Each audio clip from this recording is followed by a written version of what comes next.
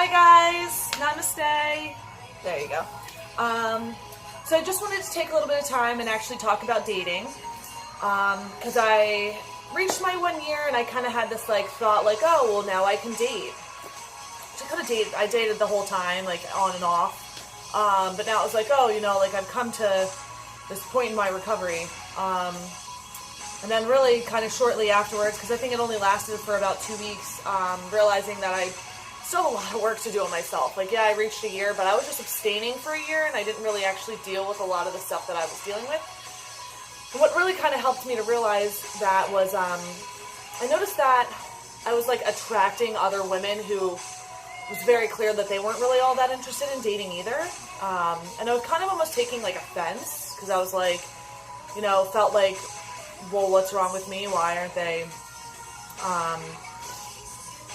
that interested? And then I was kind of like, like this is just kind of like a mirror image in my life that it was just the fact that I wasn't really all that interested. I was once again just getting to a point where I was trying to avoid myself, and for a little bit it worked, but thankfully my higher power kind of interjected and just made me realize that it's just not.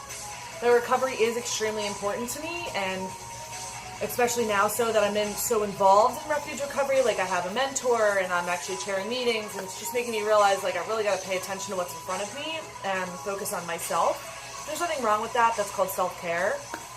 But with dating, it just made me realize too, like, it's a million times harder now that I'm in sobriety, because now I also have to be cautious of certain people that I'm accepting into my life. I mean, I let it very well known that I don't drink. I put it on every profile app that I had. And I'm still fun and I'm outgoing. I'm able to do all that stuff, but it kind of almost like, instead of making it this big fishbowl of other fish and other women that I could date, it kind of like slimmed it down to like this. Because I feel like a lot of people, especially back when I was in active alcoholism, I would date people who weren't drinking because I thought it would help me to not drink, but it kind of almost made me want to drink more. And it just kind of made me realize, like, like you're slimming your chances here, which is great, and it's good because, it's going to make it a lot easier for me to eventually find my person. Once I get to that point of realizing that I can actually worry about taking other people in. And also a huge thing, and this is just for me personally, adding somebody else into my mix is really hard and difficult, and a lot of times, like, I think I need to help somebody else understand that. Even just adding new friends into my life has been extremely anxiety-ridden, terrifying. Like, I'm just scared to death, and it just made me realize, like, that, sorry, my cat was doing something. It just made me realize that, like, if I can't even accept new people into my life, like, how am I supposed to accept a partner into my life? And just made me realize that I have more work to do, that I gotta be able to let down more walls and accept people and their faults and accept my own. I still have a lot of self-blame and more loving myself that I need to do, which, it's all okay. It doesn't matter if I'm 2 years in or 4 years in or however many years. Like, I'm realizing it, and it's okay that I still have progress to make. It's recovering. I'm never going, like, I'm always, that's why I think I love Refuge Recovery, because it talks about that there is an actual ending. And I think people look at that, like, because so many of us say, like, you're recovering for the rest of your life, but it's simple. Don't ever pick up again. You're recovered. Like, as long as you don't hit that point. And there's so many outlets, and I think that's what we forget, that, like, we all do have each other. Some more than others, and those who aren't, who don't have you, they clearly have to worry about themselves. Because it's all about self-care eventually. We're human, we're selfishly driven, and that's just part of it. Because I have to remember, too, adding new people into my life, like, they have their own experiences. And I think, I'm not sure if I even mentioned this in my other video, but, like, I just now view things like we're all living in our own little universe. Every single one of us has our own little universe, our own little world that we're in, and then we interact with other people in their universes, and we have no idea what their experience is and, like, how they do things. Like, I'm so, like, tunnel vision sometimes, that I used to really think that it was only my way. Like, how people could not think like I think used to bother me, especially in my active alcoholism. And now kind of understanding that my perception is not the only freaking view is helpful. And especially with my mentor recently, she's really been helping me to understand that I think a lot of us have a skewed view of what reality is.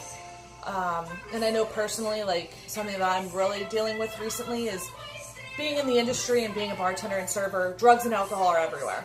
Absolutely everywhere. And even though I may think that a certain reality is, especially now being sober, it's a total different reality, because it's like this spin on this prism that like just widened my eyes to reality and what it really is. Good, bad, and different, ups and downs. And some of these people just like have this crazy view of reality, and then it just takes me back and reminds me, like, this is what I used to do. I used to think this. I used to think that this was like the only view, like that my view was the only view. And now it's just great, and I'm really happy. I'm glad that like I've taken a step back from dating, and I kind of really just truly believe like it's also already harder dating on apps, because it's all just so disconnected from each other. I feel like you don't really get to know somebody, and you're trying to like connect with somebody through a messaging board and text messages. That I think at this point in my life that like I'm 33, that if something's really meant to be, that it's just gonna like happen. It'll kind of just fall into my lap.